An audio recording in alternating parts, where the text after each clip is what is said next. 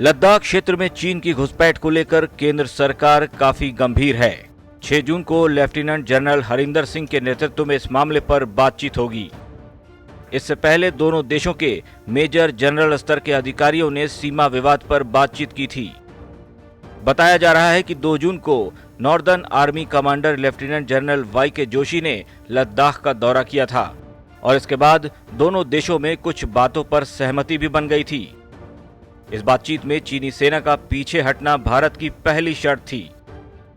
खबरें आ रही हैं कि इसके बाद चीन की सेना 2 किलोमीटर और भारत की सेना भी कुछ पीछे हटी है।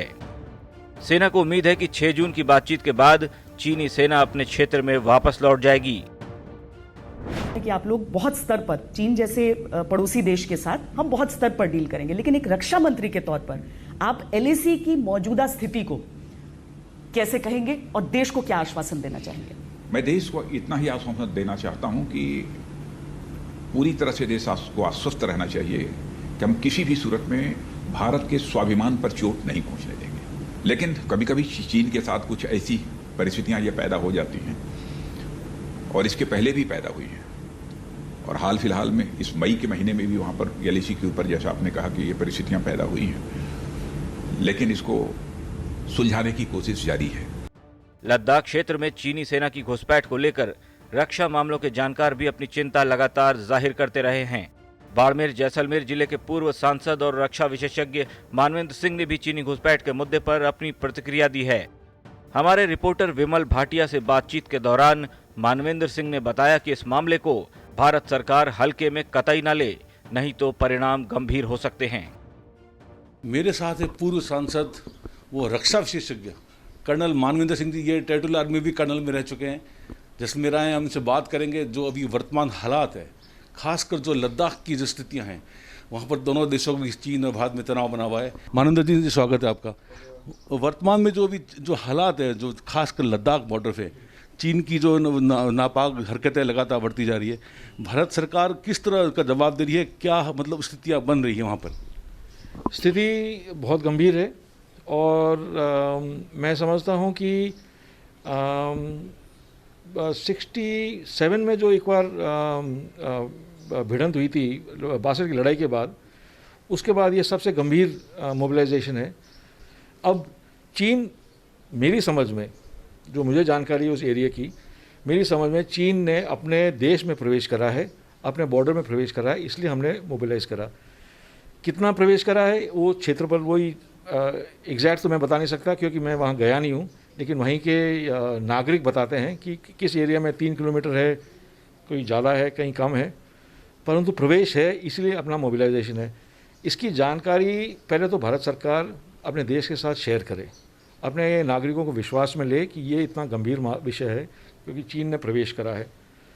उसके बाद मोबिलाइज तो कर लिया है और चीन ने और एक्स्ट्रा मोबिलाइज कर लिया, और जिस प्रकार चीन ने मोबिलाइज करा है, मैं जानता हूँ, मुझे भ्रम है कि जो मटेरियल उनके साथ वो जो लाए हैं, चाहे टैंक हो चाहे आर्मर्ड कैरियर हो, वो परमानेंट इंस्टॉलेशन बनाने की तैयारी में है।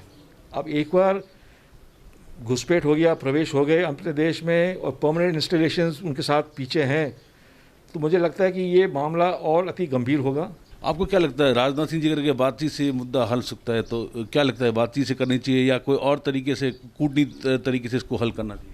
नहीं, बातचीत तो करनी चाहिए, ज़रूर बातचीत। मैं नहीं समझता कि कोई युद्ध करने की आवश्यकता है। जब बातचीत से काम हो जाए, बातचीत हमेशा करनी चाहिए, हर पड़ोसी से करनी चाहिए जब कुछ विवाद हो।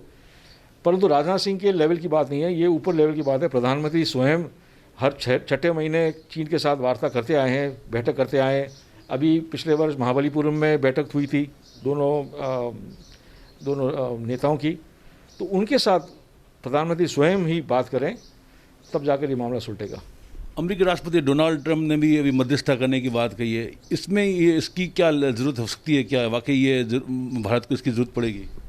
नहीं, अगर आपकी वार्ता हो रही है तो किसी की मध्यस्थता की आवश्यकता नहीं है, परंतु ट्रंप ने स्टेटमेंट दिया है कि उन्होंने स्टेटमेंट ये भी दिया कि उन्होंने भारत से बात करी है चीन के बारे में, और भारत कह रहा हमारे साथ बात नहीं हुई।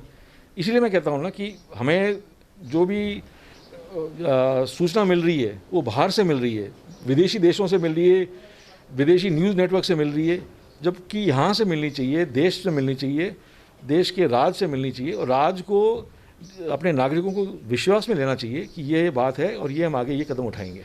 अब एक लास्ट सवाल, आपके पिताजी जसवंत सिंह के बारे में कई लोग अफवाह चला रहे थे, तो हम अपने चैनल के माध्यम से एक आपके जरिए संदेश पहुंचाना चाहेंगे कि भाई वो अफवाह नहीं फैलाए और एकदम वो ठीक है। तो एक संदेश जो है आम जन के लिए आप थोड़ा सा।